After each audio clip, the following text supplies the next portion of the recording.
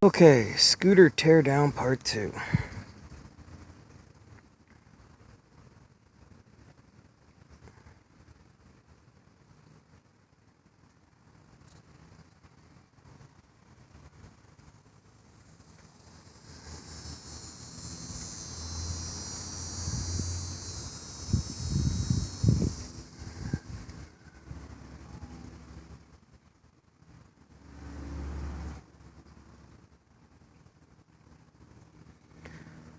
Welcome. Scooter Teardown Part 2. Actually, it's Part 1, Chapter 2. For some reason, it cut off on me. But we're back again. Thank you for joining me today. I guess let's get this started. Take a picture of this.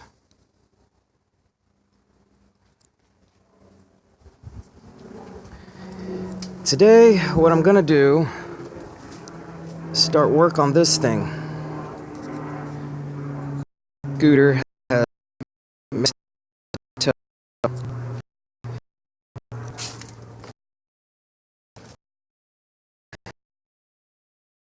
our fun.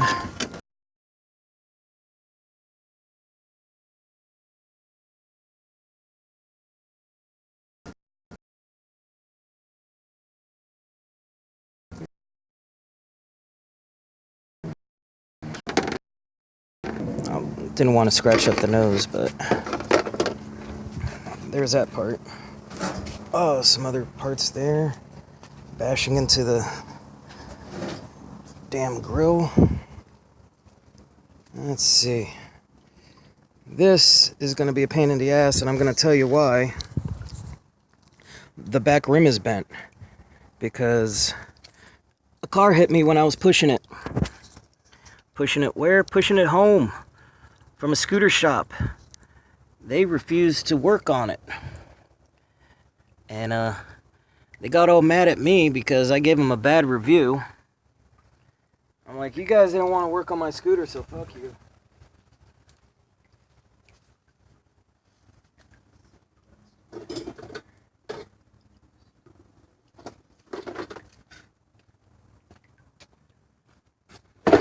They're just trying to convince me that my scooter is not worth working on.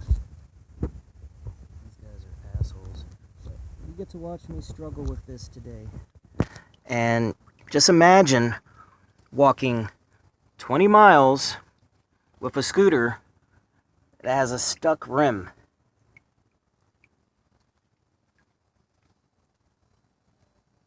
Which is what I had to do.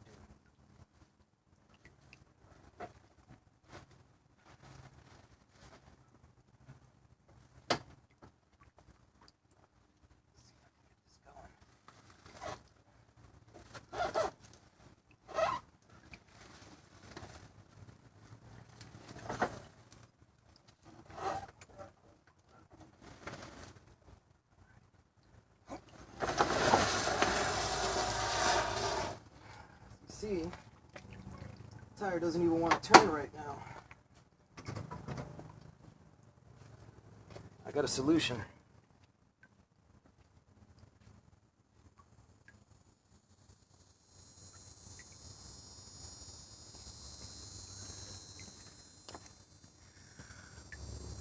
Three-in-one oil.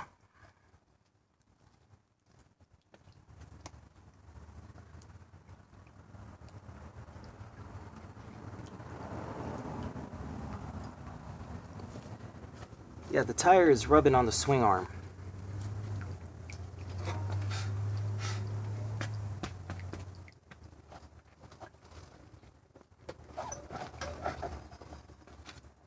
Okay. Get a good running start, and here we go.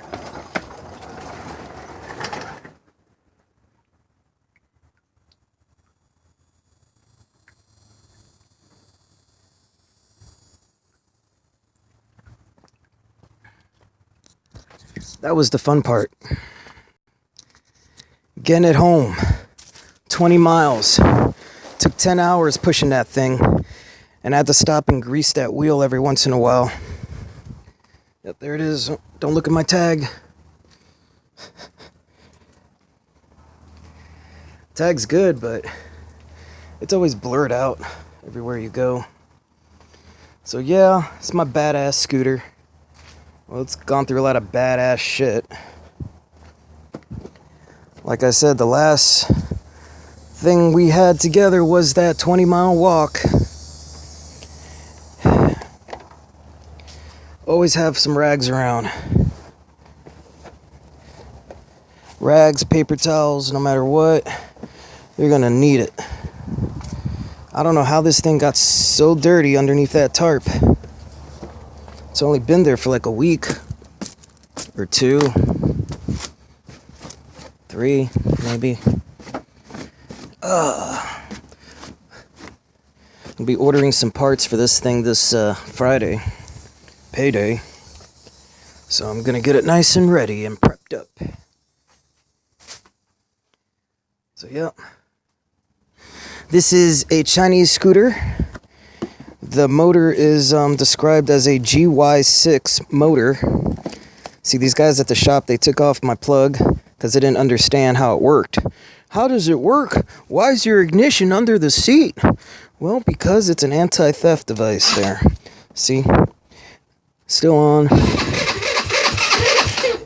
So you see, it's not seized. You see the piston and everything's still turning. It's not the issue. The issue is this thing.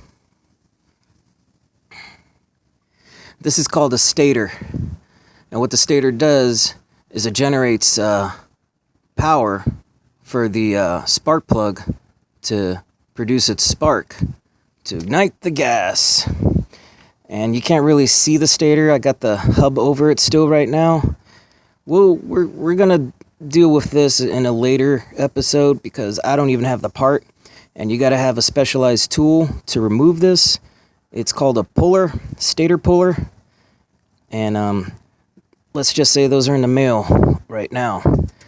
This is just pre-prepping for this. This is my coffee can I use to cover my filter, because it rains a lot out here in Florida and you don't want your filter to get wet. So I just use a regular coffee can. I put a little, I think I put that slit there. I don't know, it could have been the frame. Sometimes I put a little hole there just for it to breathe a little more, but I think that one's just for the frame. So that's how that goes. Muffler needs to be replaced too. As you see, the muffler is missing. It's coming apart. The rivets are shaking loose. It's all rusted. I got a hole here on that side. So that's what's going on there on that side. I got a uni filter, right? It's a uni, but I put the sticker on upside down on accident. And removing this thing and putting it back on, it's just never the same. So I just put my Australia sticker next to it. I figure since it's from the land down under, that I'll just flip it upside down. I don't know how many people will catch on to that. I mean, China's usually considered the other side of the world, but we're not going to talk about China today. Let's just keep it light and happy. All right. For 4-stroke motor, which is what I have, this is probably the best type of oil you could get. AMSOIL, 4-stroke, synthetic oil. I religiously change my oil on this thing. That's why I know that the motor is good. The piston is good. I just had a top-end rebuild probably about 2 years ago. I would say probably about maybe 2,000 miles ago. So my piston is definitely good. As you heard it now, the engine's still turned. My starter's still good. So those aren't the issues that start stopping this from functioning properly. I thought it was a heat issue at first, because after a while of running,